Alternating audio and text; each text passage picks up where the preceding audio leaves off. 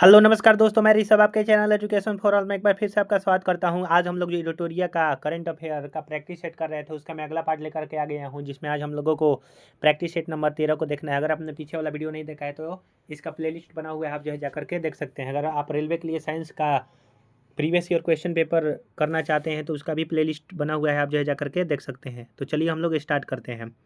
आज का पहला क्वेश्चन है कि अंतर्राष्ट्रीय मध्यस्थता संगठन IOMED के बारे में निम्नलिखित कथनों पर विचार करें और कौन सा सत्य कथन है।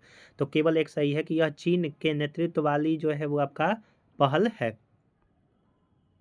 किस IIT के शोधकर्ताओं ने कक्ष में हड़प्पा युग से कम 5000 वर्ष पूर्व के मानव निवास के साक्ष्य जो है वो आपका खोजे हैं? तो IIT गांधीनगर ने खोजा है।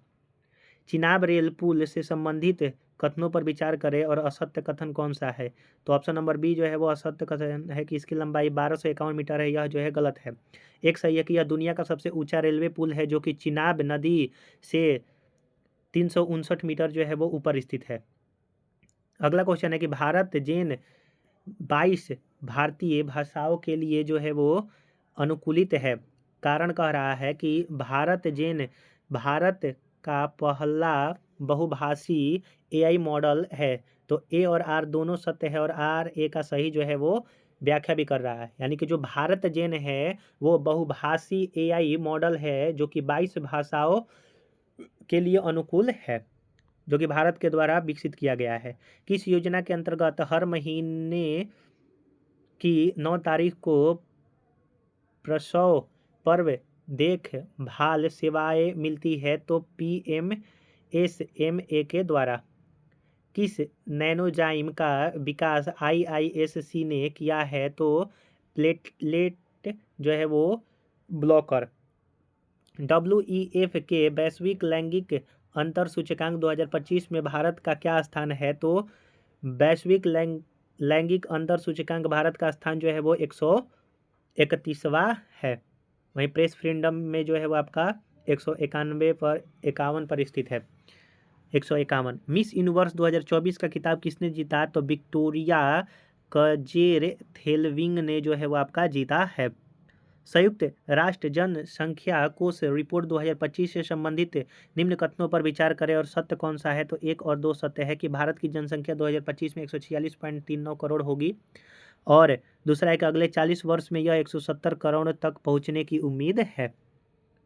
भारत का पहला वर्टिकल लिफ्ट रेलवे ब्रिज किस स्थान पर बना है? तो रामेश्वरम में जो है वो बना है, तमिलनाडु कह सकते हैं।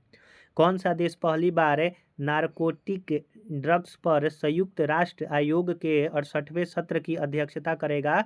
तो भारत। नारकोटिक्स ड्रग पर संयुक्त राष्ट्र आयोग के 68वें सत्र की अध्यक्षता जो है वो भारत करेगा। किस टाइगर रिजर्व को आधिकारिक तौर पर भारत के 57वें टाइगर रिजर्व के द्वारा मानित किया है? तो रातापानी टाइगर रिजर्व, जो कि मध्य प्रदेश में स्थित है। डाक विभाग ने भूमि नीति की शुरुआत की। कारण कह रहा है कि इसका उद्देश्य प्रत्येक घर को डिजिटल पता कोड जो है वो प्रदान करना है। तो ए असत्य है और आर सत्य है, यानी कि डाक विभाग के द्वारा भूमि नीति जो है वो स्टार्ट नहीं किया गया है। आप कमेंट में बतलाइएगा कि किसने किया है।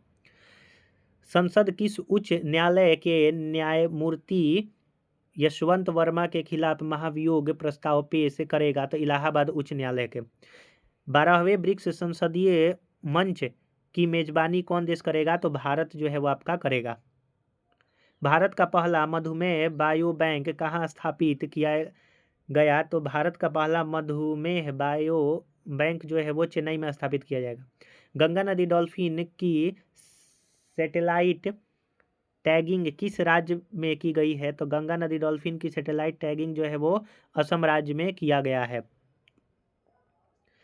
10वां अंतर्राष्ट्रीय वन मेला भारत में कहाँ आयोजित किया जाएगा? तो मध्य प्रदेश के भोपाल में जो है वो अंतर्राष्ट्रीय वन मेला आयोजन किया जाएगा।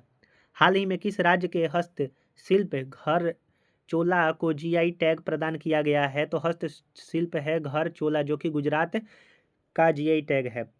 CROPIC पहल से संबंधित निम्न कथनों पर विचार करें और असत्य कथन, तो इनमें से कोई नहीं, यानी कि दोनों सही है।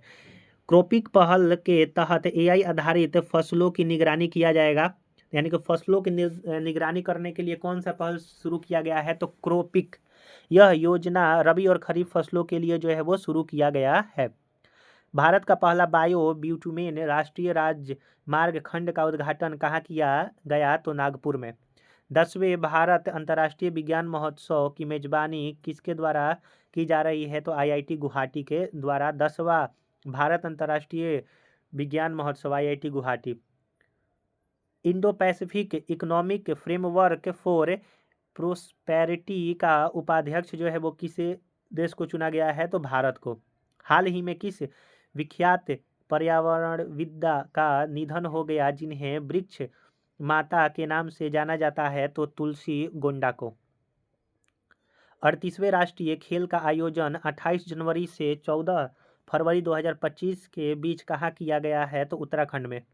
किस व्यक्ति को टाइम पत्रिका के द्वारा पर्सन ऑफ द ईयर 2024 से सम्मानित किया गया है, तो डोनाल्ड ट्रंप को टाइम पत्रिका के द्वारा पर्सन ऑफ द ईयर 2024 से सम्मानित किया गया है ट्रंप को। अगला क्वेश्चन है, लखनऊ में सैयद मोदी अंतर्राष्ट्रीय बैडमिंटन टूर्नामेंट की महिला सिंगल का खिताब किसने जीता है, तो पीवी सिंधु के द्वारा जीता गया है। भारत का पहला हरित प्रमाणन वाला चिड़ियाघर जो है वो कौन है, तो आपका गुर्रेस अरण्य प्राणी उद्यान। केंद्र सरकार के ई श्रम पोर्टल से संबंधित कथनों पर विचार करें और सत्य कथन कौन सा है, तो इनमें से सभी है कि रोजगार देने में प्रथम स्थान पर उत्तर प्रदेश है, रोजगार देने में द्वितीय स्थान महाराष्ट्र है और बिहार रोजगार देने में तीसरे स्थान पर है ई श्रम पोर्टल से संबंधित। भारत इजराइल ड्राइव 3.0 के तहत इजराइल में रोजगार अवसरों हेतु किस राज्य में कुशल श्रमिक का चयन किया जा रहा है, तो उत्तर प्रदेश में। भारत और किस देश के बीच संयुक्त सैन्य अभ्यास सिनवैक्स का आयोजन किया गया है, तो कंबोडिया। कंबोडिया के से भारत और कंबोडिया के बीच में सिनवैक्स का आयोजन किया जाता है जो कि सैन्य अभ्यास है। विश्व का पहला कैंसर वैक्सीन से संबंधित निम्नलिखित कथनों पर विचार करें और कौन सा कथन असत्य है, तो यानी इनमें से कोई नहीं, यानी कि सभी सही है कि इस वैक्सीन को रूस के द्वारा बनाया गया है। यह एक mRNA वैक्सीन है। यह कोई जो है वो पारंपरिक टीका नहीं है बल्कि इलाज केंद्रित जो है वो आपका है। यूएनईपी के लाइफ टाइम अचीवमेंट अवार्ड से संबंधित कथनों पर विचार करें कौन सा सत्य है, तो यह यूएनईपी का सर्वोच्च पर्यावरण पुरस्कार है। भारतीय पर्यावरणविद माधव गाडगिल को लाइफ टाइम अचीवमेंट अवार्ड से सम्मानित किया गया है, तो यूएनईपी द्वारा लाइफ टाइम अचीवमेंट अवार्ड जो है वो माधव गाडगिल को दिया गया है जो कि भारत से संबंधित है। वर्ल्ड स्ट्रीट जर्नल ने 2025 के लिए किस भारतीय राज्य को गो टू ग्लोबल डेस्टिनेशन के रूप में मान्यता दी है, तो मध्य प्रदेश। संयुक्त राष्ट्र आंतरिक न्याय परिषद का अध्यक्ष किसे नियुक्त किया गया है, तो न्यायमूर्ति मदन बी जो है वो लोकुर को। किस देश ने दुनिया की सबसे तेज ट्रेन बनाई है जिसकी रफ्तार 450 किलोमीटर प्रति घंटा है, तो चीन। एशियाई युवा एवं जूनियर भारोत्तोलन चैंपियनशिप 2024 से संबंधित कथनों पर विचार करें और असत्य कथन है, तो दो है असत्य कथन की बिहार की ज्योत्सना शबर ने 3 स्वर्ण पदक जीतकर नया एशियाई रिकॉर्ड बनाया, यह गलत है। भारत ने 33 पदक जीता जिनमें से 7 गोल्ड है, 16 सिल्वर है और 10 ब्रोंज है। ताजमहल को पीछे छोड़कर उत्तर प्रदेश का सबसे अधिक देखा जाने वाला गंतव्य कौन बन गया है, तो अयोध्या का राम मंदिर। किस राज्य ने किसानों स्वयं सहायता समूह एफपीओ और सहकारी समिति के लिए बाजार पहुंच बढ़ाने के लिए मिशन अरुण हिमवीर शुरू किया है, तो अरुणाचल प्रदेश। समान नागरिक संहिता लागू करने वाला पहला राज्य जो है वो उत्तराखंड बन गया है आर्टिकल 44 के तहत। पहले जो है वो गोवा में लागू था, अब जो है उत्तराखंड में लागू है और गुजरात लागू करने की सोच रहा है। किस रॉकेट से इसरो ने 30 दिसंबर 2024 को स्पेस डेक्स मिशन को हरिकोटा से लॉन्च किया है, तो PSLV C60 द्वारा। और इसरो का 101वां मिशन जो है वो आपका विफल रहा था, आप ये भी याद रखिएगा। अंतर्राष्ट्रीय मानव एकता दिवस किस तारीख को मनाया जाता है, तो 20 दिसंबर को। न्यूयॉर्क में हो रहे फीडे महिला विश्व रैपिड चैंपियनशिप 2024 की विजेता जो है वो आपका कोनेरू हम्पी बनी है।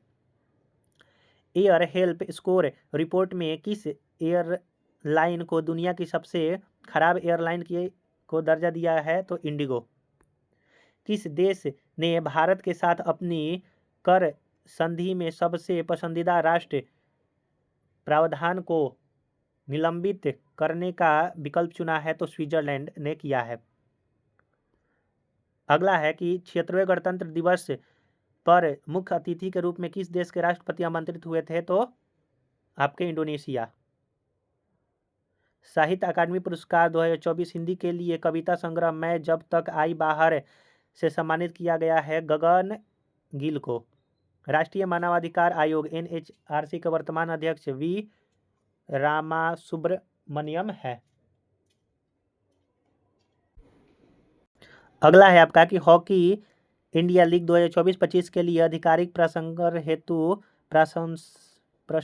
हेतु किसे भागीदारी घोषित किया गया है? दूरदर्शन।